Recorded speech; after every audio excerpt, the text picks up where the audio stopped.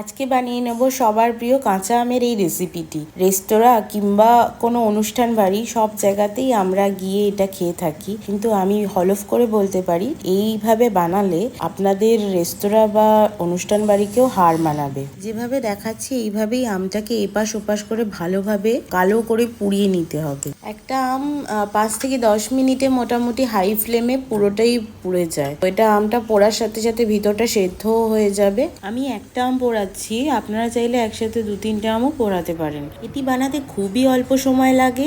এই গরমে যদি কোনো অতিথি আপনার বাড়িতে চলে আসে তো আপনি ইজিলি এটা বানিয়ে মন কাটতে পারেন। আমি টোটাল 3টে আম পুড়িয়ে নিয়েছি। আমগুলো একটু ঠান্ডা করে এবার আমি খোসাটা ছাড়িয়ে নিচ্ছি। খোসাটা ছাড়াতে খুব একটা মেহনত করতে হবে না, ওটা ইজিলি উঠে আসবে। পরিষ্কার করে খোসাগুলো ছাড়িয়ে নিয়ে এবার আমি ভালো করে জলে ধুয়ে নেব, যাতে পোড়া খোসা একটু না থাকে।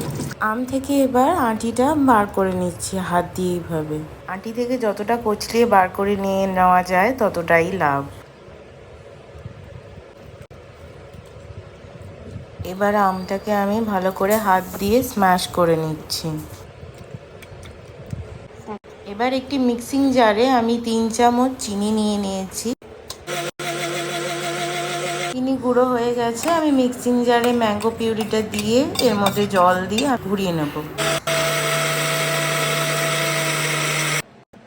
দেখুন আমের স্মুথ পিউরি তৈরি হয়ে গেছে। মিক্সার ধোয়া জলটাও আমরা ইউজ করে নেব। এর মধ্যে আমি 2 চামচ লবণ এবং 1 চামচ বিট লবণ দিয়ে নিয়েছি। এবার আমরা মিশিয়ে নেব ঠান্ডা জল। আপনারা যে ঘনত্বের খাবেন সেরকম পরিমাণের জল দেবেন। সবশেষে দিয়ে দিলাম চাট মশলা। এবার আমি এটাকে ফেটিয়ে নিয়ে রেডি করে ফেললাম আম পোড়া আমের শরবত। আপনারা এভাবে বানিয়ে অবশ্যই আমাকে জানাবেন আপনাদের কেমন লেগেছে। আমি এখানে শরবতটা ঘনই রেখেছি, এতে আপনারা জল মিশিয়ে আর একটু পাতলাও করতে পারেন শরবতটি। আমার 3টি আমে এখানে 5 গ্লাস হয়েছে। ভালো লাগলে ভিডিওটি লাইক করে চ্যানেলটি সাবস্ক্রাইব করে নেবেন।